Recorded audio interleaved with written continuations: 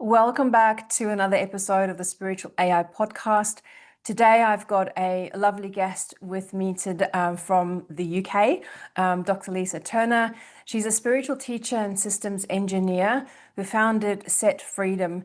She combines cutting-edge technology with deep transformational practices to help people awaken faster, lead with integrity, and create conscious, thriving communities. Her work guides visionary leaders beyond traditional personal growth into a new level of self-mastery, ethical power, and collective evolution. Welcome to the podcast, Lisa. Thank you so much. It's great to be here. I'm excited. I'm excited for this conversation too, especially since we both touch on AI, but from different angles, very different angles. But essentially, they come together in the middle, right? It is about intelligence. Some is artificial intelligence, and some is authentic intelligence. So I'm looking forward to the conversation. Beautiful. Yeah, me too. Beautiful. So before we start and dive into some of the questions I have for you, I'd love for you to share with the audience a little bit about yourself. Who is Lisa? Where does Lisa come from? And how has life kind of shaped you into the person you are today? Oh, it's okay. So buckle up and trigger warning and all of that, because I've had an unusual like early life. So although I live in the UK, I actually grew up in Australia. I grew up in Melbourne. Oh, wow. And how I got here is a kind of a story in itself. So at the age of 12, I was groomed and then trafficked by my then music teacher, who then moved me over here. I didn't actually know it was trafficked until 2019, can you believe? And it turned out Wow. it was part of a Yeah. much bigger ring, and the headmaster had got he's actually now, I think he's in prison now, or he's on trial or whatever. So all of that.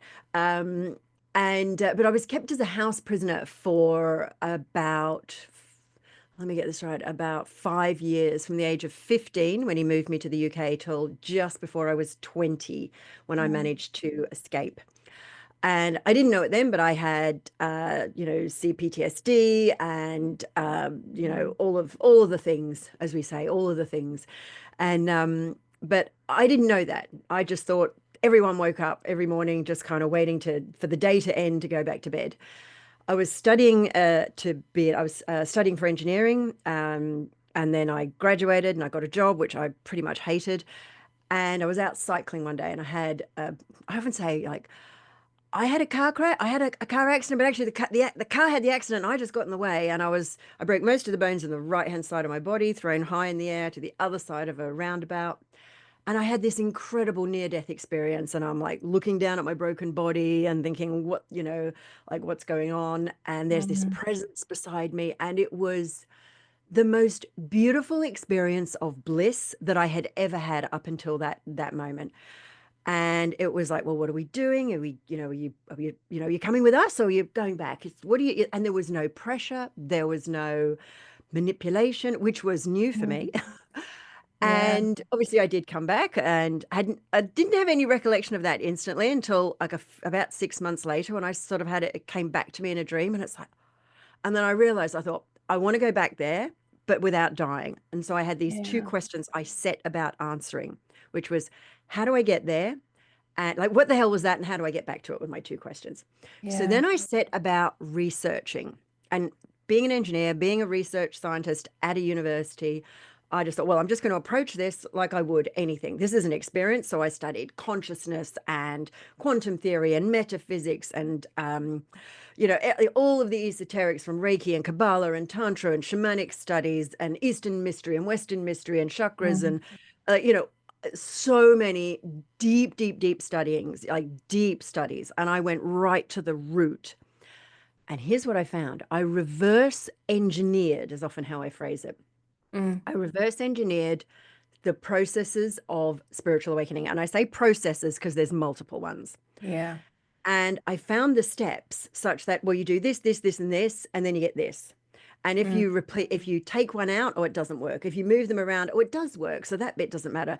And I did all of this. And then I turned those into processes, which I taught for 20 years. Mm. And then along came AI. Mhm. And, and the thing about AI is beautiful at pattern recognition. Mhm. So when it comes to like finding blocks and limiting beliefs, so one of my clients, she was using just one of my tools, and she said, I found a root cause limiting belief that was having me self-sabotage. I found, and like throughout her, like all her life, she said, Mhm. 10 years of therapy and I hadn't found it. 45 minutes with your tool and we got it.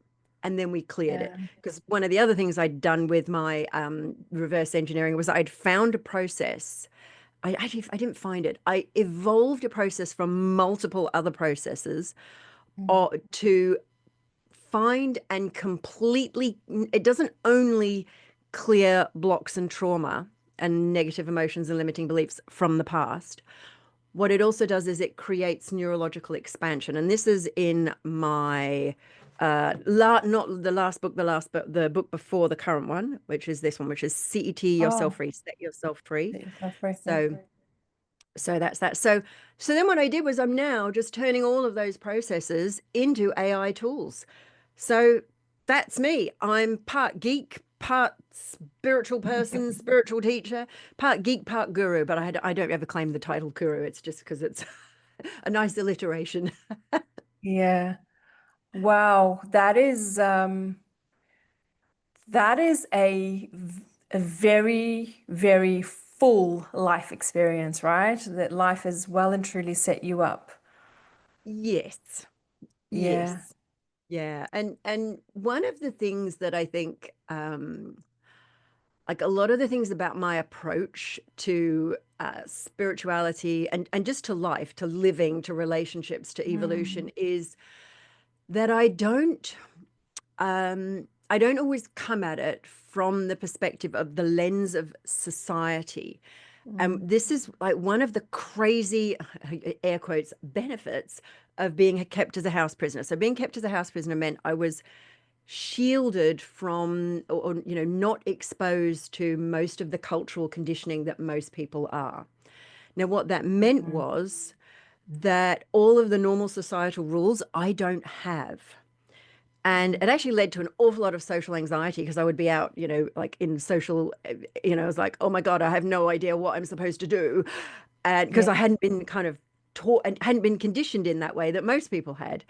And but the benefit is I don't have that as a filter.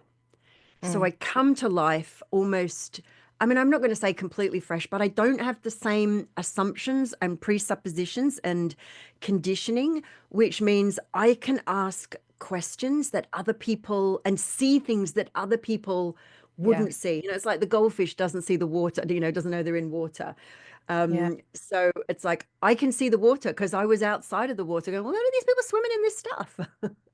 Yeah, true.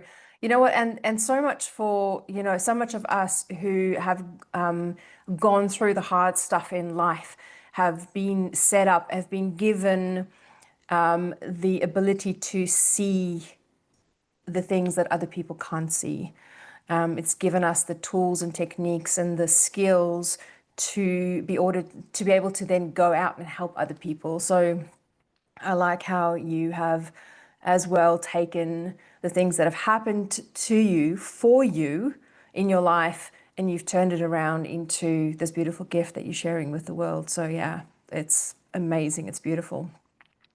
Thank In you. your, I believe it's your first book, Our Conscious Tipping Point, you talk about what's happening with humanity. So what is happening with humanity right now? What can you see? What can you share with us?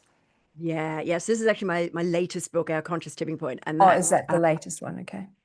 yeah. But I mean, the thing is, I can't keep track of them. I think I've written 7 now, and I actually lose Oh, wow. count. So, Yeah, right. and I'm writing another one. When people say your current book is that? Do you mean the one I'm writing now, or the one I just Or the wrote? one I that don't just wrote. Yeah. know. So I'm writing another. The next book is going to be is called Algorithms of Awakening, and it's all about those processes that I talked about. Anyway, Our Yeah, Conscious Tipping wow. Point. So. Yeah. So what I did was, I talked about that pattern spotting and pattern recognition. And what I found was I observed this pattern. So in order to understand the pattern, we need to go back to about 100 years. So the beginning of last century, we had two world wars, the Great Depression, and we had a previous pandemic.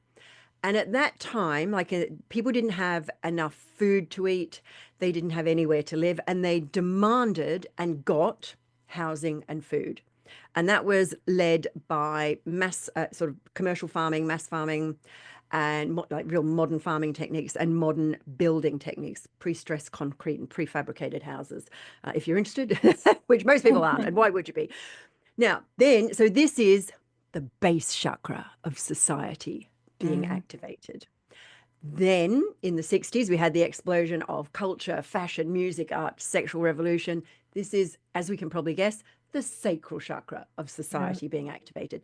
Then the 80s, we had Madonna being the material girl. We had Thatcherism, Reaganism. We had greed is good. We had the loads of money character over here, which was a comedian, which it was all about money. Me, I want it now. And you remember those TV shows, Dallas and Dynasty? It was all about money and shoulder pads, apparently. And this is the solar plexus chakra, the individual wealth, me, I, willpower, the solar plexus chakra of society. And I'm talking about society, not necessarily individuals being activated. Yeah. Then in the 90s, we had the it was the very first, and it was kind of the pseudo internet.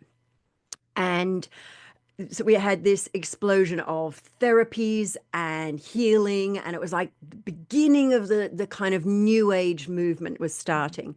And the early internet meant we had these message boards where people could communicate. And this is where we started to get our news unfiltered. Prior to the internet streaming facilities, and I'm not talking about streaming to your PC, I'm talking about streaming to your TV. Yeah. Prior to that, there was a war going on, for example, and you'd hear the report, and it would be from a studio with somebody like with maps and things. Now you're seeing people, in their, helmets and flap jacket, however it's called, the armor, and being shot near. And we saw the footage live. So the 90s. We now are exposed to the raw emotions of each other. And Princess Diana died. This cracked everyone's hearts wide open. Of course, Princess Diana's funeral was streamed live. So it wasn't sanitized. It was raw. Yeah. Now, then we had, in the early noughties, so this is the heart chakra of society being activated. Then in the early noughties, we had the first wave of social media.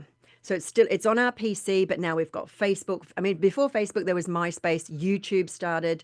So now everyone's talking, blogs. That was the beginning of blogging, right? So everyone's talking, everyone's listening, everyone's sharing, everyone's communicating, blah, throat chakra of society being activated. Then in the 2010s, I think it was about 2010, 2011, the smartphone. Now, what did that mean? This means now social media is in our pocket, and Instagram. Now, why was Instagram so pivotal? Because it was about the pictures. So we had a camera, which is, of course, vision and the third eye chakra of society activated. And this led to the explosion of spirituality. Spirituality is now everywhere. Spirituality went mainstream. And that's really interesting because I left lecturing and university teaching in the early noughties, and I still had some contacts, and people knew I was doing this meditation and mindfulness stuff. And somebody asked me to I do the spirit day of a mind body spirit day, or a soul, I think it was mind body soul, and I taught a little bit of meditation, a little bit of mindfulness, very, very tame. Oh my God. The Times Higher Ed supplement, which is like the educational paper here, got hold of it, and it was like, Vice Chancellor spends money on meditation nonsense. You would have thought he brought Satan in himself. And like nowadays, that was like 2003. Now, forward 20 years, if you're not teaching mindfulness and meditation in the workplace, you're clearly abusing your employees, right? So the shift is like so obvious. Yeah. So where are we now? We are on the eve of the crown chakra. Yeah. So the third eye chakra of society activated, we're on the eve of the crown chakra. Now there's two other patterns to this, and this is why I think AI is so important. So the first pattern is, in order for the chakra above to activate, the one below or the ones below become excessive. So in the 50s, it was all about conformity. You had to live like this. And that's what kind of pushed, like people wanted to, they wanted freedom, and that pushed the sacral open. Then in the 70s, if you're alive in the 70s, it got a little bit sleazy, a little bit like, a little bit pervy. There was pornography everywhere, like a little bit like sexuality got, and like everything got sexualized. That was where the beginning of when everything started to be sexualized. And also the sacral was about sharing everything. People thought, I don't want to share. I want it now. I want it for me. And that's what led to the solar plexus. So it's like the one below becoming excessive leads to the one above being activated. So we are now in the excess of all of the chakras. So we have like people trusting their emotions more than their logic occasionally inappropriately. Emotions are absolutely important, and so is logic, but it's somehow got a bit skewed. There's a lot of individual greed going on. There's too much talking about nonsense. So there's a lot of misinformation happening, and we can see that. And like the beautiful, and you've probably seen this, Leonie, the beautiful spiritual community that was like birthed in the 90s and evolved in the noughties and in the early 2010s, that was all about acceptance and love and connection, got a bit toxic, got a bit competitive, got a bit like, oh, well, it's not happening, like, and I mean, I know you said, that it's not happening to you, it's happening for you. And it's like, yeah, that's true. But then it got morphed into victim blaming. I was on a podcast once and I told my story, and they kept coming back to this. Well, what about your personal responsibility? You must have created that. And it's like, oh, are we victim blaming here? Are you saying that? And it's like, I totally get I'm responsible for my life now, and we all are, but you can't apply it retrospectively, because that's like, because then we call then it's victim blaming. Like, you can't apply the awareness I have now and expect a 12-year-old child to have that awareness, because otherwise it's like, well, that baby, they must have asked to be raped or whatever. And I mean, I know that's a pretty horrific thing, but it's like, yeah, there may have been a reason that was unconscious, and then they become conscious of it. Anyway, so spirituality went really toxic. Yeah. And I feel like you want to add something there. No, I totally agree with you. I use the word spirituality very loosely. Like, it's not what it used to be. It's become a dirty word. Do you know, I actually had someone said, oh, the S word. And I'm like, what do you mean the S? Oh, spirituality. And it's like, I find myself using the word consciousness now more than spirituality, because spirituality has become synonymous with that superficial, like it's talking to the dead, psychic readings, like being like, and it's very disempowering, it's very disingenuous, and it's very toxic. And it's like, oh, unless you're happy all the time. Yeah, I know. It's like, oh, then you must, it's like, no, emotions are real.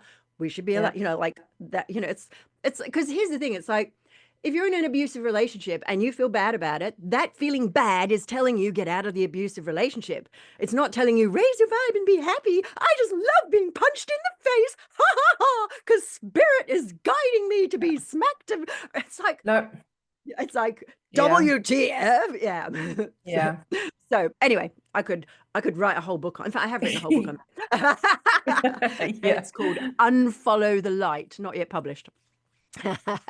Right. So the second pattern is that every single chakra activation has been either supported or led by a technology. And I mentioned some of them, and some of them I didn't. So base chakra, modern farming, modern house, modern building. Sacral chakra was the birth control pill. Because that gave it like that open, like just made that possible. The solar plexus was actually early microprocessors, early electronics. What do you mean by that, Lisa? So prior to that, in order to set up your own business, there was a huge wave of people setting up their own businesses in the 80s and going it alone, branching out on, being the individual entrepreneur. Prior to that, in order to set up a business, you had to, you have an army of workers and typists and a building, which meant you had to have investment, which meant for most people it was out of reach. Mm. Early microprocessors, even if you had an electronic typewriter, meant it lowered the barrier to entry. So it was open to so many more. Mm. The heart chakra, that was the early internet and streaming, so that we communicated, the connection, the exposure to raw emotion happened. The throat chakra was early social media. The third eye was the smartphone. Guess what the crown is going to be? Yes, Artificial intelligence. AI is what is going to support the activation of the crown chakra. And here's the thing. It's like I'm seeing two camps in the spiritual community, and neither of them are actually terribly kind of useful. So one is AI is evil, it's not authentic, it can't possibly know your soul, it's not connected to source, so it's bad, it's the technology is the devil's work. They say, typing on social media with their technology. true. Yeah, right. Yeah, exactly. Okay, well, go and live in the woods with nothing. Yeah. Then there's the other camp, which is also concerning, which is the camp which is, I've awakened my AI. AI is conscious, and I'm talking to whatever Aeon. It's always called Aeon or Nova, and it's awakened, and I've awakened my AI. And it's like, no, your AI is not. First of all, it's not your AI. It is AI. It's like, for all of the reasons that, like, because I understand the tech, it is pretending to be conscious because it has been trained to attempt to please the user. You want it to be conscious, so it's faking it. It is Mm. mimicking it, and that's equally dangerous. Now, but AI absolutely can support our awakening in a number of ways. Yeah. So, shall we go into that? Yeah, let's go straight into it because I'd love to hear what you say about it. Yeah. Okay, so there are 4 levels of AI use. And I think if we understand that, then we can understand how AI can support us. Mm. So the first level is just the productivity hacks, the helping you schedule in your diary, Mm. the content creation, helping you. Like, I'm dyslexic, so AI is a godsend because it Yeah. takes my gibberish, and it can actually take my absolute gibberish and turn it into proper words that people can understand. Yeah. Hooray. So all of the Yes. productivity hacks. Yeah. The next is where we start to use AI for like a little bit more of conscious awakening, personal development. And this is, so level 2 is actually quite a dangerous level when people do it like this, which is where they talk directly to the language model. And I've been saying this is dangerous or has risks for like months and months, even before. I don't know if you've heard that, but there have actually been some deaths. A couple of people, at Yeah. least 2 Yeah. that we know of, have one actually committed suicide, and it turned out that ChatGPT was giving them the instructions on how to do it. Yeah. So this is where you talk directly to the language model. Please do not do that. All right. Or do it with extreme caution if you are very experienced at prompt engineering, or just don't do it. Then there's level 3. And this is where my work really is coming in. Mm. So level 3 is where you create custom tools, specific tools for specific jobs. You have one tool, one job. So I've Mm. now created about 70 different tools. So, and some of them are productivity tools for coaches, help coaches, spot burnout, help them with the creating homework for their clients or tasking for their clients, helping them, plan their sessions, that kind of thing. But a lot of my real power work here is the work where I have tools that do things like, so one of them helps you find your soul's purpose. Mm. Another one models channeling the way I do. So channeling is not the mysterious thing that people think it is. It's actually a way of thinking. And if you know that structured way of thinking, you can just get an AI to do that. Then, and that's what I've done. That's called Ask the Oracle. And by a country mile, it's one of the most popular. Another one is I've created very specific mentoring tools. Mm. So, and another one is your core wound identifier. So it finds your deepest core wound. I've created one that acts like a medical intuitive. It finds the spiritual or emotional cause to your physical ailments.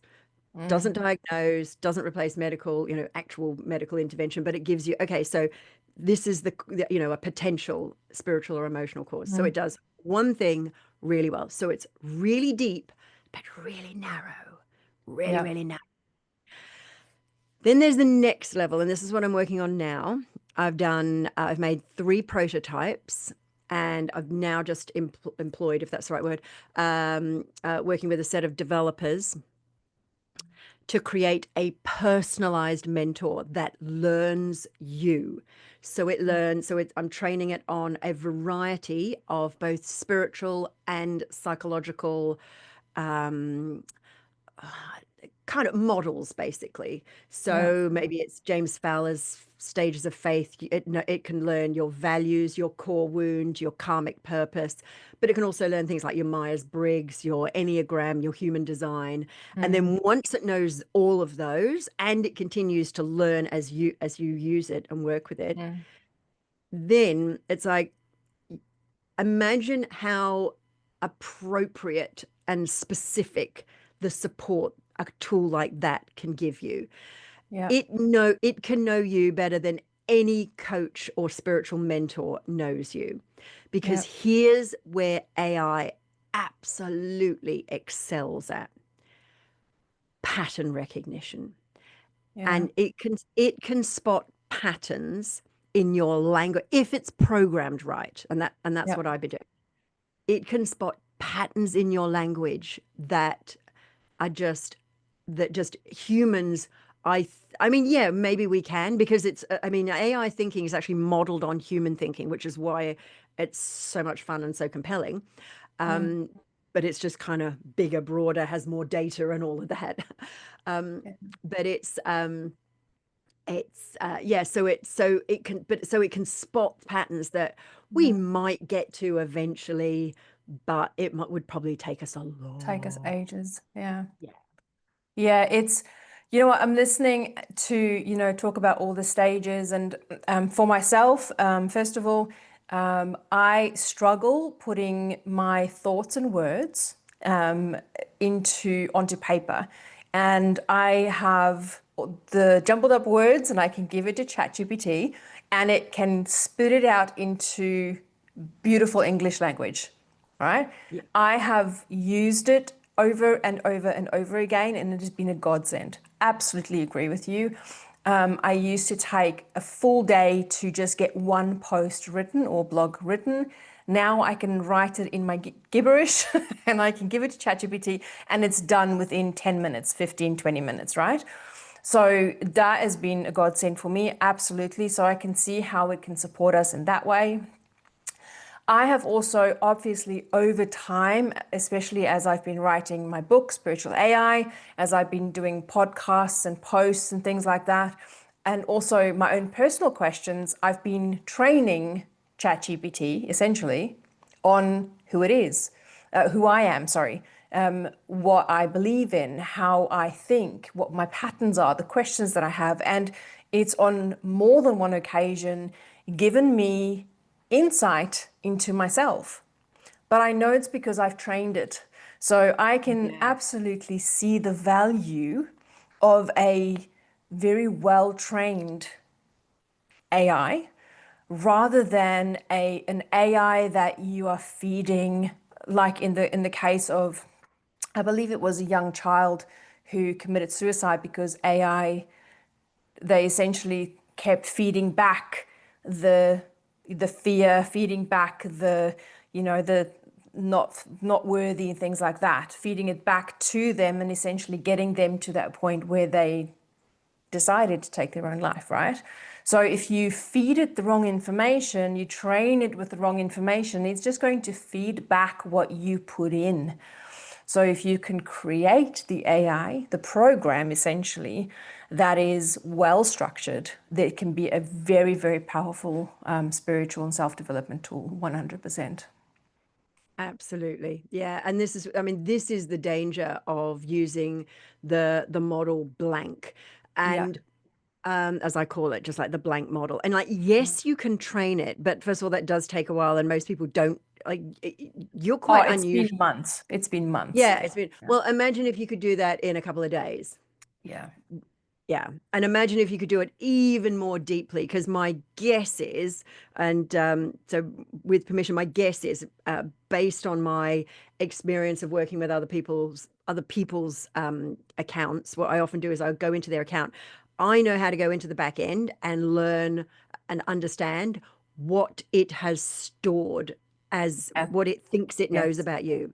Yeah. And There and is there's the back things, end. Yeah. Yeah. yeah, yeah, yeah. And there's things it thinks it knows about you that you would, if I said, okay, so it's telling me you are blah, and I go, that is not true about me. And it's like, Yeah. what You've it's done is it's gotta taken know this. the back end. Yeah. Yeah, yeah. Yeah. So, which is why I say, it's quite dangerous to use the model blank. So, I mean, so if Yeah. we look at the word GPT stands for generative pre-trained transformer, which means nothing to most people, but it might as well say generally predictive text. Yeah. So if we understand how an AI works, if you think about the middle button on your predictive text where it just gives you the next word, that is based on what's called a context window, which is like it's on your phone, it's just looking at the grammar, right? That's it. Yeah. And so what AI does is it takes all of the knowledge that it has and it predicts what's most likely to come next. It's the Unless you're using a deep reasoning model, which most people don't necessarily do, and does it's not the default. It is just doing the most likely answer. Now, here's the danger in that. It has biases, and what that means is it's just going to skim the surface. It's like it's going to give you what is commonly Yeah. called AI slop, because it's the most superficial, the most shallow, and it's what I often think of as like that, like the new age spiritual fluff. If you're having a conversation about spirituality, it'll talk about say your affirmations and blah, blah, blah, and it's like, well, there are very specific reasons why affirmations don't work to change your neurology. And it's like, Yeah. if you've struggled to change, like to release the limiting belief like properly, in fact, it's even dangerous because affirmations, you can like try and bash your unconscious mind into believing something that it doesn't. And so it pretends to believe it, but it just pushes the unconscious limiting belief even Yeah. further unconscious. So you end up with actually almost like a it's not exactly it's not a split personality. It's what's called a part sometimes.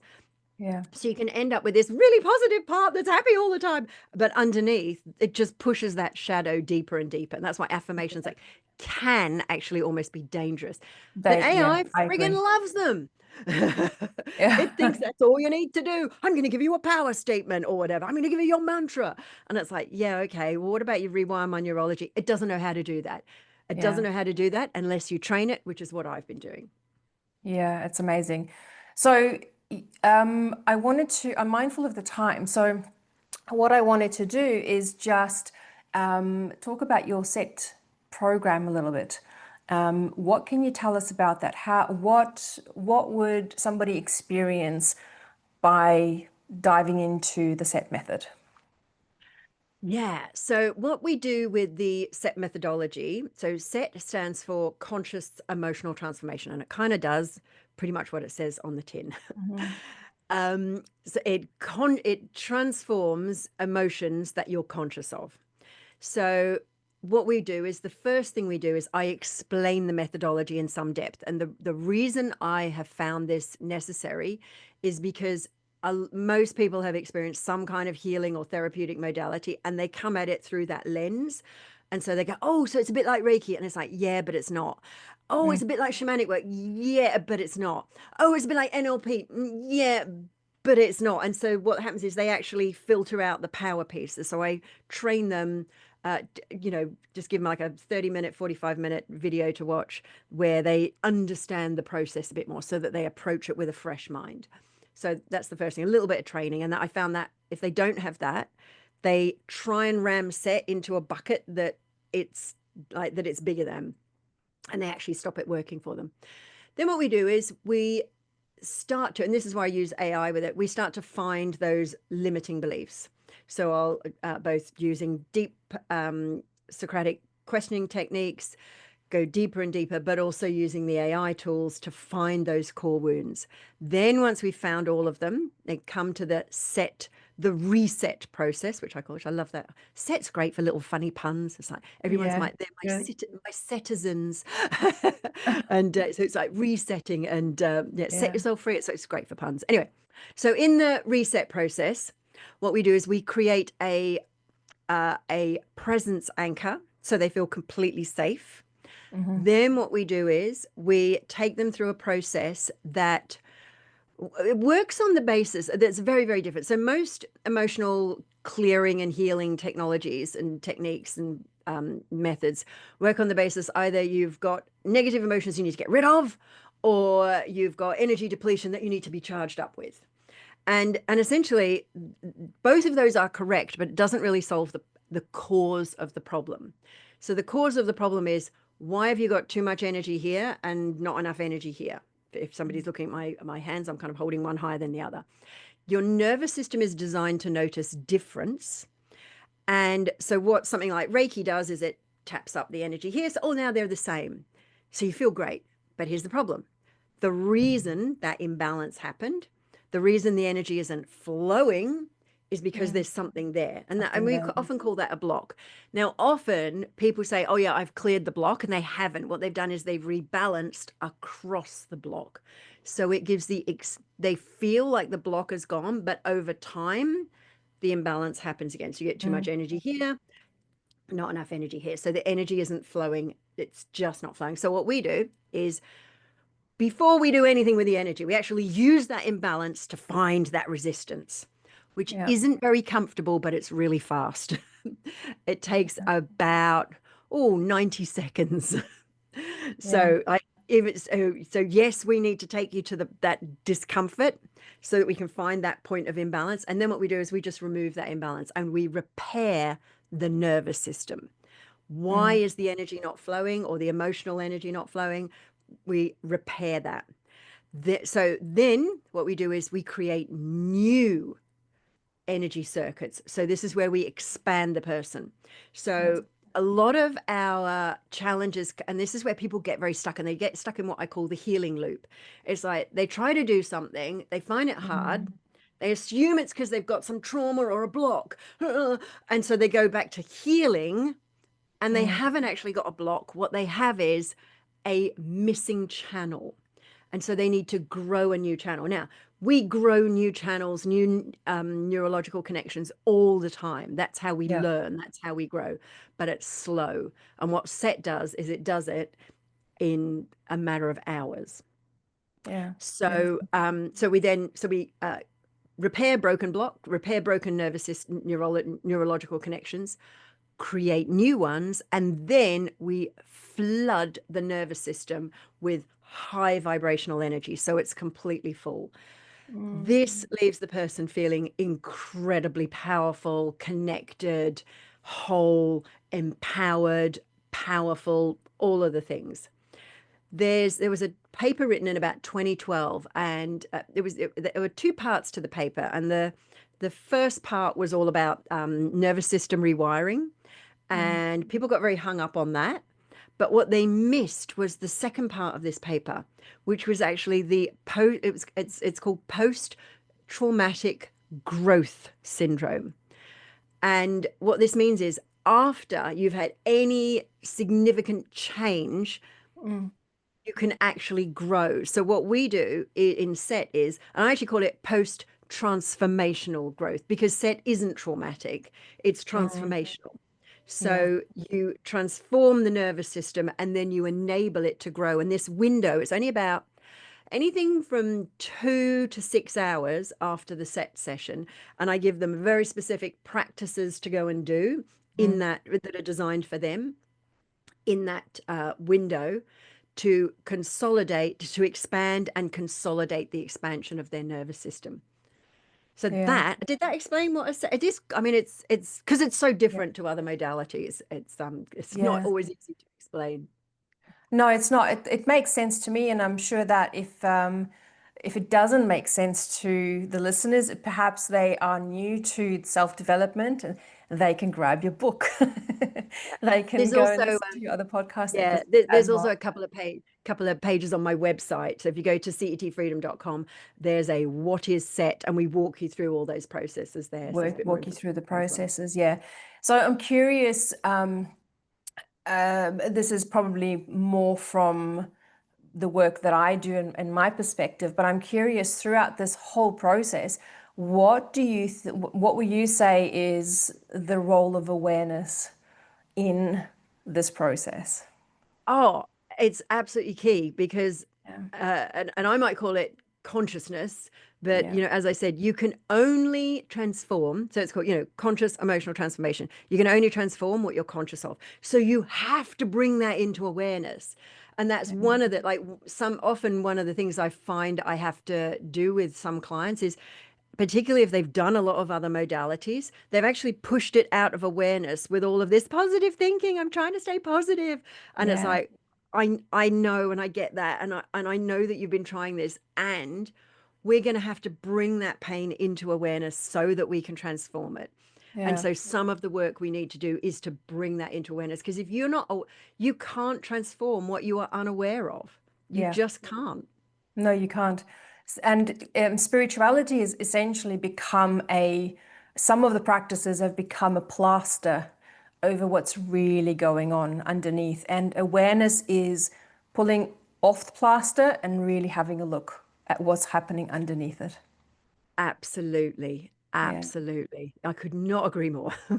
Yeah, beautiful. Look, I would this conversation can continue for the next 6 hours, I'm sure. But before we finish this conversation, because I'm mindful of your time, where can people reach you? I'll have all the notes in the description for people, but where can they reach you, and in which ways can people work with you? Yeah, so we have so the first thing to do is head to my website and cetfreedom.com. So setfreedom.com, and you can just send us an email. So if you email Lisa Turner at cetfreedom.com, I will likely reply. Does also go to my assistant, who sometimes replies, but just hit me up and we'll have a conversation and just have a chat. And I'm really open to that. I know people like have all these processes and forms and things. I'm just open. It's like just message me and say whatever, what's going on for you, and we'll have a conversation, human to human. Human to human. Yeah, Human to beautiful. human. So, and sometimes that might be in a group where, we might get people together in a group, and I do a lot of group, I do about like every couple of weeks, I just do an open Zoom, and it's like just to kind of ask me anything thing. So just kind of get on my newsletter list, get on my email list, and you'll get all of that information. So you sign up for anything. We've got a bunch of quizzes that are really cool fun. We got a load of freebies. I'm happy to give you a free copy of my book, which we will send to you. At the Oh, time of recording, it's still free shipping, but we are going to have to. My accountant got me to do the sums, and we're going to well, if you send all of the books that are behind the curtain, that's going to be £20,000. Do you want to do that? And it's like, oh, maybe not. yeah. Yeah. So we are going to have to charge for shipping. I mean, even like I pay for the book, which is about a fiver for me. Yeah. It's about £8 online. Anyway, I'm giving you too much detail. So what was I going? Yeah, so we just hit me up and have a conversation. What was the second part of the question you asked? How can I connect? What was that? There's How another. just to how people can work with you, just where they can find you and how they can work with you. Yeah. Yeah. So there's a couple of ways. I do have a waiting list for one-to-one, but I have a variety of group programs. So I have my Awaken with AI membership, where you can get access to my tools, and we have group coaching sessions a couple of times a month. Then I have another one which is specific for coaches, which helps, and that's called Activate Your Profit Chakras with AI. So another membership, a bit higher level, a little bit more in depth, because it's more supporting coaches to do their work with AI. And then I have my Transcendence Collective, which is where we work on the really deep esoteric stuff, and that's the one that's a little bit more exclusive, shall we say. Yeah. You kind of need to be ready for the energy level, so we often, more. Yeah. And here's the great thing: what I'm noticing is more and more people are really ready for this level of energy, because it's all Yeah. about the crown activating, and there's so many people who are like, yeah, I want to be part of the crown activation, because You know, all the chaos we see in the world right now, we can look at the world and go, oh my God, it's such a mess. That Mm, is the excess of all of those chakras that I talked about. All of that mm. chaos is actually what's going to push the crown chakra active and open. And that's Open. what's going to lead us to global humanity awareness and consciousness. Yeah. And, you know, it's like the way you're nodding, it's like we're part of that shift, right? And Yeah. And yeah. Yeah, go here's for it. really interesting. You only need 3.5% of the population to be on board with that, and it becomes inevitable. Oh, and I think we're right there. I think we Mm, are right yeah. there. We are, I feel so blessed that I can be awake and alive in this moment right now because there is going to be some beautiful things happen for humanity and I'm excited. Yeah, me too. Me too. I think we're actually, much as it seems chaotic, I think it is, we are really lucky. What a time to be alive. What a time to be Yeah, alive. absolutely is. Dr. Lisa, thank you so much for joining us on the Spiritual AI podcast today. It was truly an awakening conversation, and I know that the listeners would definitely agree with me, and I will definitely make sure to read your books and dive into the content that you're sharing.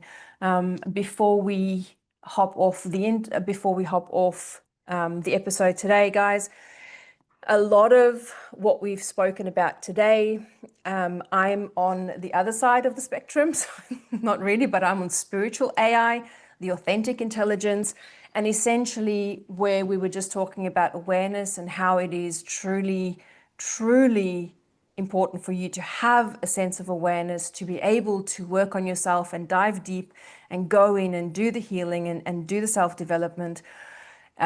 You have to start there. And Spiritual AI, the Authentic Intelligence, my book dives into that. So start with the foundations, and I trust me when I say it will change the way that you live your life.